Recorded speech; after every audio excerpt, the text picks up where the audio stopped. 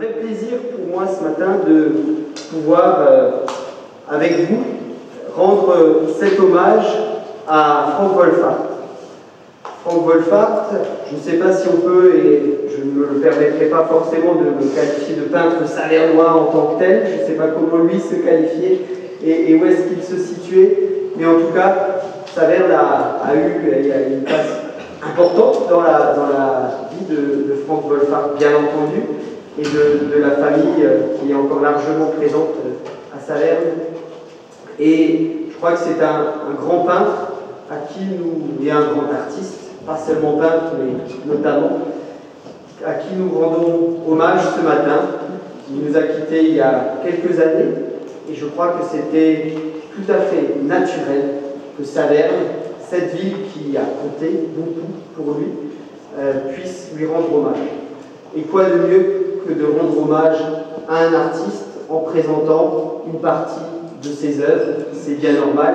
On a la chance d'avoir ce musée. Je voudrais justement en profiter pour remercier à la fois l'association des Amis du musée que préside Pierre Bonneau et Gabriel Fayler et toute son équipe qui ont monté cette exposition, avec madame qui va prendre la parole tout à l'heure parce qu'elle est bien mieux qualifiée que moi pour nous parler de cette exposition. Et je voudrais remercier toutes celles, et vous particulièrement madame, vous aussi bien sûr madame Wolfart, qui avez rendu possible cette exposition et cet hommage de la grande région de Saverne, parce que j'espère que ce ne seront pas que les Savernois qui viendront admirer cette œuvre, mais peut-être que certains pourront découvrir ou redécouvrir l'œuvre de Frank Wolfart à travers cette exposition. Je crois que, pour avoir fait très rapidement un tour déjà, elle est relativement parlante et emblématique de ce qu'a pu être l'œuvre de Frank Wolfart. Et c'est donc avec beaucoup d'émotion et beaucoup de plaisir en même temps que nous accueillons Frank Wolfart dans les murs du musée de Saverne. Bonjour, je me présente, Michel Guérin. Je vais faire les remerciements aussi. C'est l'usage. Je remercie évidemment Madame Feller d'avoir accueilli cette exposition ici. Je remercie la mairie de Saverne qui a donné son accord. Je remercie toute la ville de Saverne et tout le monde, tous les gens qui sont autour, parce que Saverne est pour moi une ville emblématique, parce qu'en fait j'ai passé les plus belles vacances de ma jeunesse à Saverne, puisque mes grands-parents étaient de Saverne. Et mon parrain, après, je suis venue en vacances chez mon parrain, qui était M. Roger Muller, et c'est lui qui m'a présenté Frank Wolfart quand j'avais 16 ans. Après, j'ai un peu perdu Frank de vue, et je l'ai retrouvé tout à fait par hasard 30 ans après, quand j'ai ouvert ma galerie du côté de Paris. Voilà. Je voudrais remercier aussi Madame Wolfart qui m'a donné toute l'attitude et entière confiance pour monter cette exposition et avec qui j'entretiens des relations amicales depuis très longtemps.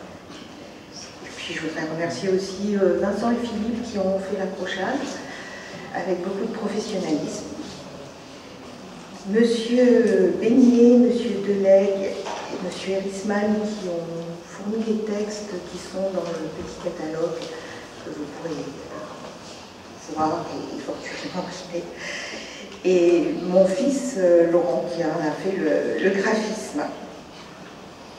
Ensuite, bon, je vais vous parler un petit peu de l'œuvre de Frank, mais je pense que beaucoup de gens ici connaissent les œuvres de lui.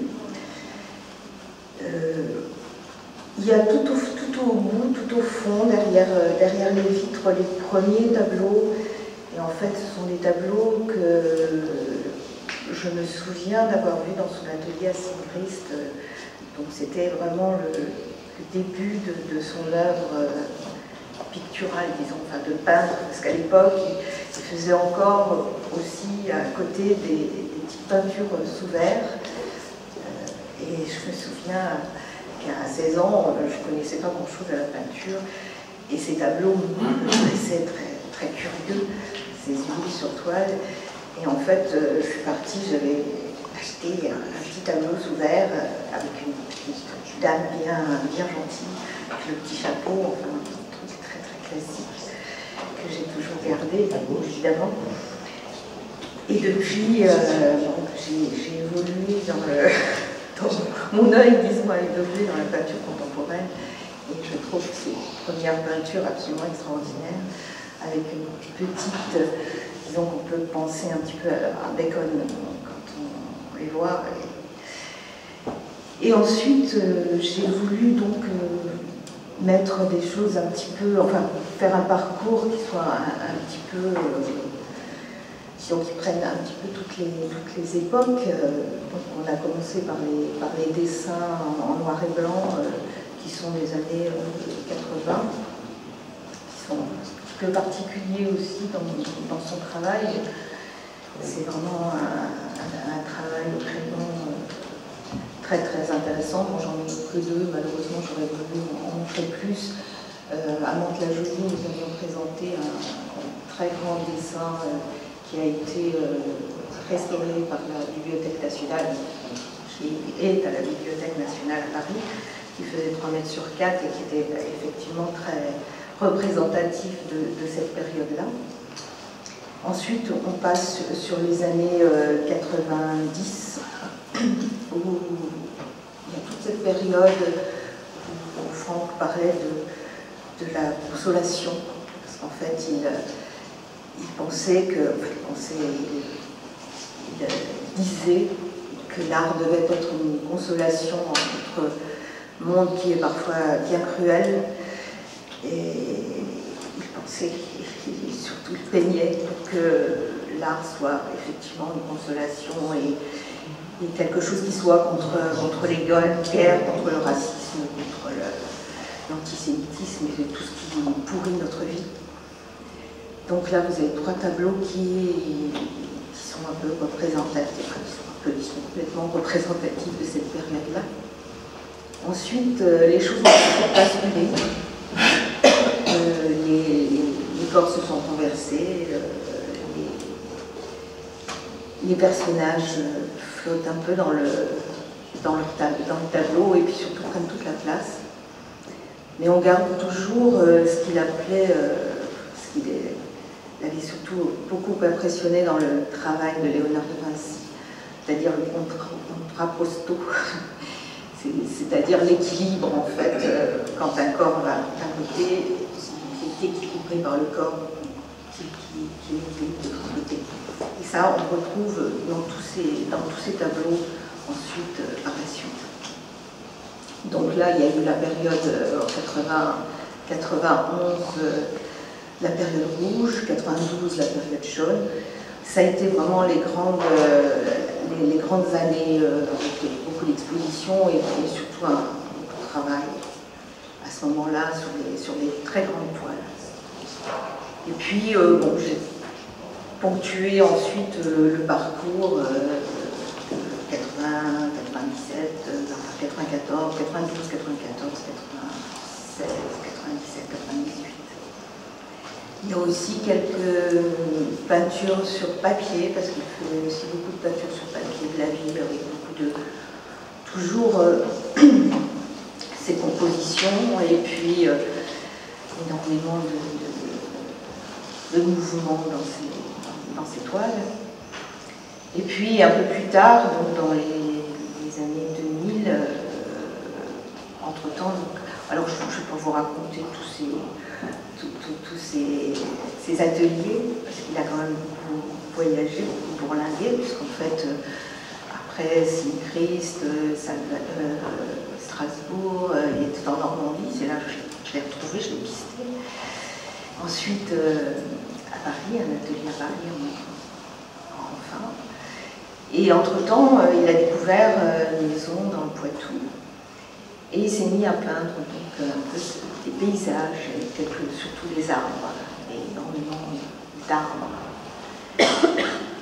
Puis, quand malheureusement la maladie a commencé à diminuer un petit peu, à l'empêcher d'être tout le temps debout devant son chevalet, il s'est remis un peu plus à l'embostique et à faire des petits tableaux. Il a beaucoup travaillé aussi pour Feu d'artiste. De toute façon, Franck était quelqu'un qui donnait beaucoup, qui était très très généreux. Il aimait beaucoup partager, il aimait beaucoup expliquer, donner des explications, aider les autres. Combien de peintres il m'a présenté à la galerie en disant il faut que tu t'occupes de celui-là, il faut que tu t'occupes de ça. Il ne se mettait jamais en avant, c'était toujours les autres. Et donc il a beaucoup travaillé pour Feu d'artiste. Et donc dans les derniers tableaux, vous avez le paysage qui date de 2000, et puis ce tableau particulièrement qui est vraiment une grande encaustique et qu'il a travaillé longuement, parce que c'était très laborieux. C'est un travail quand même à l'encaustique qui est un peu... disons qu'il faut chauffer, les bâtonnets, et c'était un travail de longue haleine. Et c'est vraiment son dernier tableau. Voilà, je crois que j'ai un petit peu fait le tour. Je suis absolument très très heureuse que cette exposition ait lieu. Bon, j'ai eu la chance d'en faire une à côté de chez moi à Mantes-la-Jolie. Bon, ça c'est la seconde. J'espère de tout cœur, de tous mes voeux, qu'il y en aura d'autres. Bon, je ne sais pas si moi je trouverai l'occasion, mais si toutes les gens de bonne volonté qui ont la tâche dans les musées ou qui peuvent faire quelque chose. Bon, Franck espérait beaucoup, effectivement, qu'il y ait un jour une grande rétrospective. Il avait travaillé les dernières années de sa vie à un livre qui regrouperait toutes ses œuvres. Et bon, malheureusement, pour l'instant, ce livre n'a pas encore vu le jour. On manque de moyens financiers, donc d'éditeurs. Donc, appel aux mécènes. Et voilà, et je vous remercie tous d'être là. Et parlez-en, faites venir les gens, que les gens, ceux qui l'ont connu, viennent voir, et ceux qui n'ont pas connu le découvrent, parce que c'était vraiment quelqu'un qui valait la peine d'être connu. Je vous remercie tous.